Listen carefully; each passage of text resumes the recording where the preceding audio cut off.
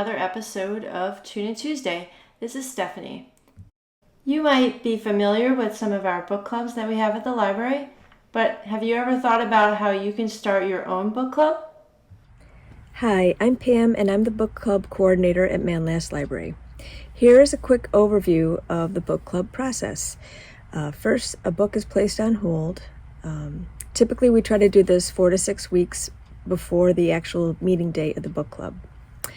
The goal is to have next month's titles available the day of your next meeting. So, in other words, if your meeting is on September 8th, we'll make sure that the book club books for your October meeting are available on that date of September 8th. Once we place the holds, they will other libraries will pull them from the shelves as long as they're actually on their shelves, and they will send them to us through the shipment.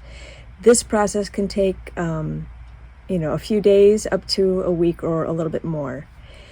Once the books come in, we check them out to the book club. We put them on the hold shelf under that book club. And then at that point, the contact for the book club will start receiving emails notifying them that their book has arrived. At that point, they can notify their group members, and the group members can all come in, request that book from that book club, and check it out on their own cards. The due date on the book club books is the date of the actual book club meeting.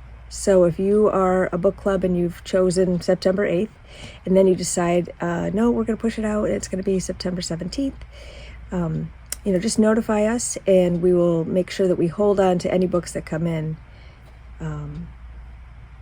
so that they're available for all the members.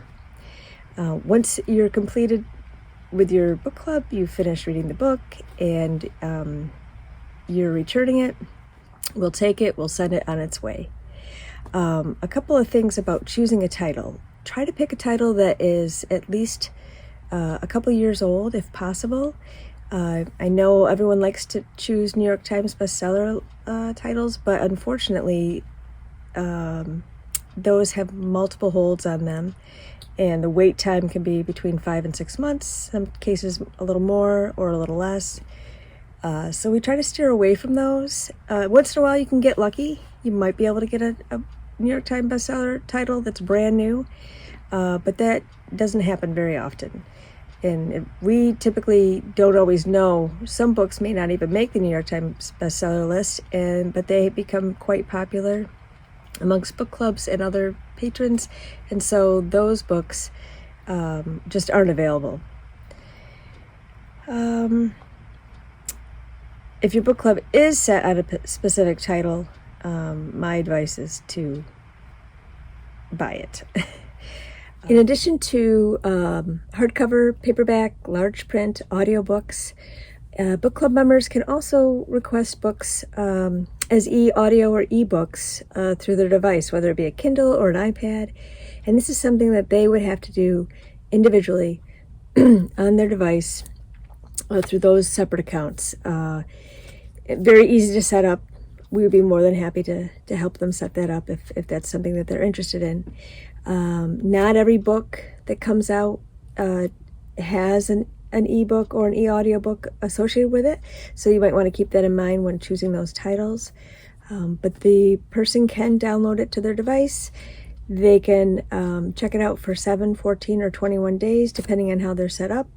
And in some cases, they can renew it. It'll just depend on the title. And that is another way to go when choosing a book for your book club. So now we're at the desk, and this is where all the book clubs reside. So when books come in, we check them out to the book club, and they live on these shelves. When you come into the library to pick up your books, you'll just check with the clerk or with the librarian who's on staff, and let them know which book club you belong to. They'll pull the book for you and check it out to you, and have the meeting date as your book club date. So happy reading, and let's pass this on to Stephanie. Stephanie, do you have any good mocktail recipes for our book club readers?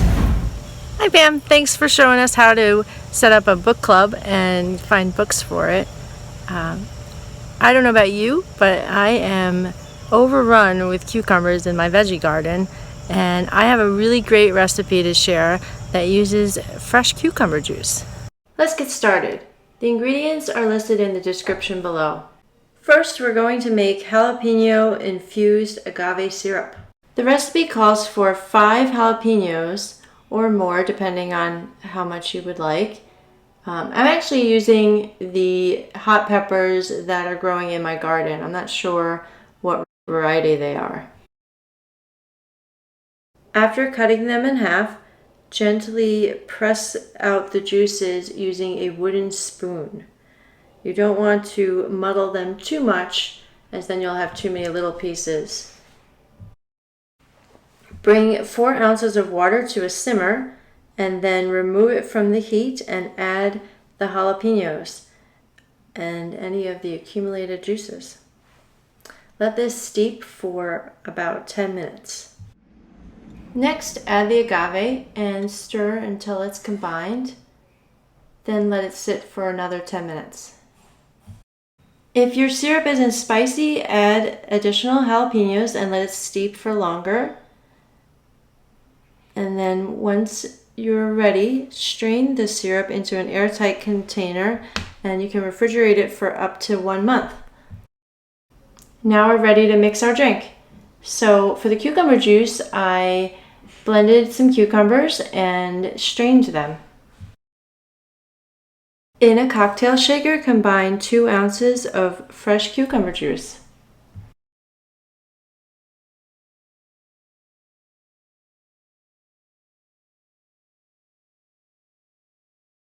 Three-quarter ounces of your jalapeno-infused agave.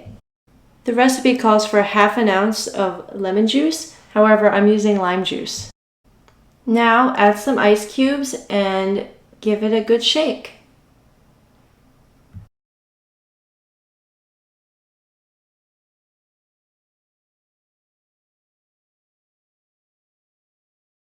Strain it into a 12-ounce chilled glass. Top it with club soda and garnish it with cucumber slices. Let us know in the comments what you thought of this recipe, if you tried to make it, and don't forget to subscribe.